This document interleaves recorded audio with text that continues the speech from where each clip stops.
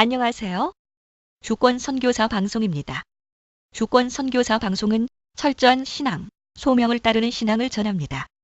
주권 선교사 방송에서는 물질주의 극복 시리즈를 새로 제작합니다. 물질주의를 극복하지 못하면 온전한 신앙으로 살 수 없기 때문에 이를 극복하기 위한 시리즈를 제작하려 합니다. 오늘은 물질주의 극복 시리즈 첫 번째로 클라우스 크레거의 글 목숨이냐 돈이냐 라는 글을 소개하고자 합니다. 이 글은 독일 자유교회연합에서 펴내는 잡지 퍼스펙티브엔 2009년 이상호에 실린 것을 번역한 것입니다. 권총을 든 강도의 위협을 받으며 목숨이냐 돈이냐 란 소리를 듣는 것은 유쾌한 경험일 수 없습니다. 특히 가진 돈은 별로 없지만 많은 삶을 가지고 있을 때 더욱 그렇습니다. 실제로 예수님은 많은 돈을 갖고 계시진 않으셨지만 그분은 사람의 모습을 하신 생명이셨습니다. 물론 그분이 강도를 당하신 것은 아닙니다. 오히려 당대에 아주 부유했던 남자가 의심에 쌓여 예수님을 찾아왔습니다. 그의 의심은 영생에 대한 자신의 준비가 되어 있는지, 율법을 잘 지키는 것이 그에게 천국을 보장하는지, 돈이 행복하게 할지 등에 관한 것이었습니다. 그는 예수님을 찾아와 묻습니다. 선한 선생이여, 제가 영원한 삶을 얻기 위해 무엇을 해야만 합니까? 예수님은 그에게 유대교의 율법들을 상기시켰고 그 남자는 기뻐하며 이렇게 대답했습니다. 제가 어릴 적부터 이 계명들을 모두 행했습니다. 그러나 예수님은 그에게 아직 부족한 무언가를 주목하도록 하십니다. 내가 가진 것을 모두 팔아라. 그리고 그 돈을 가난한 자들에게 주라. 그러면 너는 하늘의 보물을 갖게 될 것이다. 그런 다음 와서 나를 따르라. 이것은 예기치 못한 경악할 만한 요구였습니다. 그 남자에게 가장 가치가 있는 것은 무엇입니까? 돈입니까? 목숨입니까? 아니 더 나아가 영생입니까? 그 남자는 사람의 모습을 하신 영원한 생명 앞에 서 있습니다.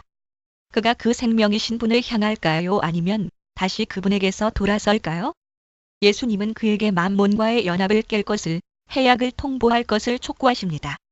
그 대신 예수님과의 연합으로 들어가도록, 그리고 이를 통해 영생을 얻도록 촉구하십니다. 다른 성경에서 우리는 그가 왜 생명을 선택하지 않고 예수님을 따르기를 거절했는지에 대한 설명을 다음과 같이 읽게 됩니다. 그는 매우 부자였기 때문이다. 혹은 그는 많은 재물을 갖고 있었기 때문이다.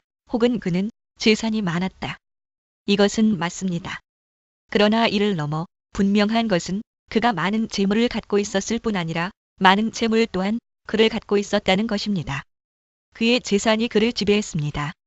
그리스도의 다스림 아래 있는 대신 그는 만몬의 지배를 선택했습니다. 이것은 우리 시대의 첫 번째 주제이기도 합니다. 이 대화는 공적으로 이루어졌으며 주위에 있던 사람들은 이렇게 묻습니다. 그렇다면 도대체 누가 구원받을 수 있겠는가? 그리고 예수님은 이렇게 설명하십니다. 인간적으로 볼 때 불가능한 것이 하나님께는 가능하다. 하나님과 만몬을 섬기는 것은 불가능합니다. 그러나 맡겨진 재물로 하나님을 섬기는 일은 가능합니다. 돈과 재물을 통해 영생을 얻는 것은 불가능합니다.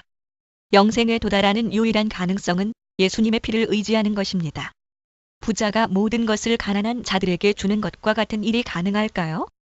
찰스 스터드는 아주 호화스러운 삶을 살았지만 예수님을 선택했습니다. 젊은 시절 그는 선교사로 섬기기로 결정하고 자신의 큰 재산을 필요한 사람들과 단체에 기부하였습니다. 그 자신은 재정과 관련하여 하나님께 전적으로 종속되기를 선택하였습니다. 우리에게는 다양한 도전들이 주어집니다. 그러나 우리 모두에게는 항상 다음과 같은 질문이 제기됩니다. 누가 혹은 무엇이 나를 지배하는가? 마가는 전달하기를 예수님은 그 부자 청년을 보시고 사랑하셨다고 합니다. 예수님의 사랑의 눈길은 그 청년뿐 아니라 우리에게도 해당되며 이렇게 말씀하시는 것입니다. 나는 너에게서 무엇을 빼앗으려는 것이 아니라 내가 필요한 모든 것을 주려는 것이란다. 이것을 여러분이 항상 새롭게 경험하게 되시기를 바랍니다. 추신 찰스 스터드의 전기를 꼭 읽어보시도록 추천합니다. 들어주셔서 감사합니다.